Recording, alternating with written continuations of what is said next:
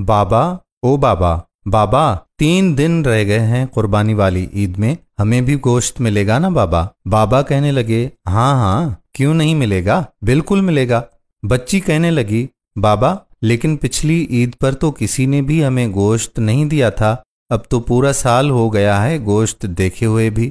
بابا نے کہا نہیں شازیہ، اللہ نے ہمیں بھوکا تو نہیں رکھا نا میری پیاری بیٹی، ہر حال میں اللہ کا شکر ادا کرنا چاہیے۔ ڈاکٹر صاحب قربانی کے لیے بڑا جانور لے کر آئے ہیں اور ماسٹر جی بھی تو لے کر آئے ہیں نا، ہم غریبوں کے لیے ہی تو قربانی کا گوشت ہوتا ہے، امیر لوگ تو سارا سال گوشت ہی کھاتے ہیں۔ خیر، آج عید قربان پر مولوی صاحب بیان کر رہے ہیں کہ قربانی میں غریب مسکین لوگوں کو نہیں بھولنا چاہیے، ان کے بہت سارے حقوق ہوتے ہیں۔ شازیہ کا باپ بھی نماز ادا کر کے گھر پہنچ گیا۔ گھنٹہ بھر انتظار کرنے کے بعد شازیہ بولی کہ بابا ابھی تک گوشت نہیں آیا۔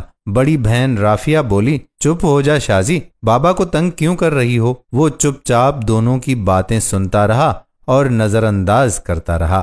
کافی دیر گزرنے کے بعد جب کہیں سے گوشت نہیں آیا تو شازیہ کی ماں بولی کہ جی سنیے جی، میں نے تو پیاز اور ٹماٹر بھی کاٹ دیے ہیں لیکن کہیں سے ابھی تک گوشت نہیں آیا، کہیں بھول تو نہیں گئے ہماری طرف گوشت بھجوانا؟ آپ خود جا کر مانگ لیں۔ باپ بولا شازیہ کی ماں تمہیں تو پتا ہے آج تک ہم نے کبھی کسی سے کچھ مانگا ہی نہیں، اللہ پاک کوئی نہ کوئی سبب پیدا کرے گا۔ دوپہر گزرنے کے بعد شازیہ کے اصرار پر پہلے ڈاکٹر صاحب کے گھر گئے اور بولے ڈاکٹر صاحب میں آپ کا پڑوسی ہوں، کیا قربانی کا گوشت مل سکتا ہے؟ یہ سننا تھا کہ ڈاکٹر صاحب کا رنگ لال پیلا ہونے لگا اور حکارت سے بولے پتہ نہیں کہاں کہاں سے آ جاتے ہیں گوشت مانگنے، اور تڑاک سے دروازہ بند کر دیا۔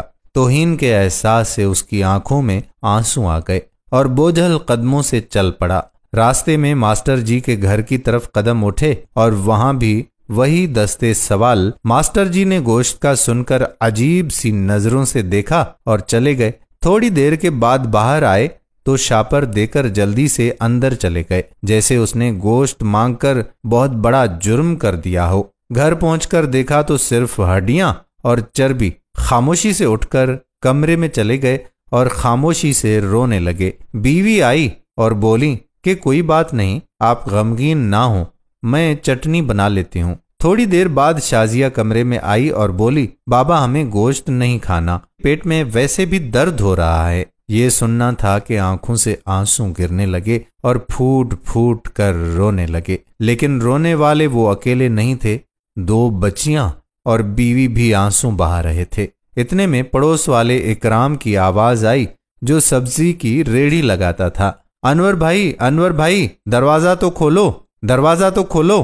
اکرم نے 3-4 کلو گوشت کا شاپر پکڑا دیا اور بولا کہ گاؤں سے چھوٹا بھائی لایا ہے، اتنا ہم اکیلے نہیں کھا سکتے، یہ تم بھی کھا لینا۔ خوشی اور تشکر کے احساس سے آنکھوں میں پھر آنسو آ گئے اور اکرم کے لیے دل سے دعائیں نکلنے لگیں۔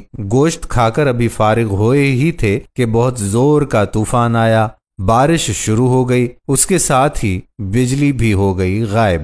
دوسرے دن بھی بجلی نہیں آئی، پتہ کیا تو معلوم ہوا کہ ٹرانسفارمر ہی جل گیا ہے۔ تیسرے دن شازیہ کو لے کر وہ باہر کہیں جا رہے تھے تو دیکھا کہ ماسٹر جی اور ڈاکٹر صاحب بہت سا گوشت باہر پھینک رہے تھے جو بجلی نہ ہونے کی وجہ سے خراب ہو چکا تھا اور اس پر کتے جھپٹ رہے تھے۔ شازیہ بولی کہ بابا کیا کتوں کے لیے قربانی تھی؟ وہ شازیہ کا چہرہ دیکھتے رہ گئے اور ماسٹر جی اور ڈاکٹر صاحب نے یہ سن کر گردن جھکا لی۔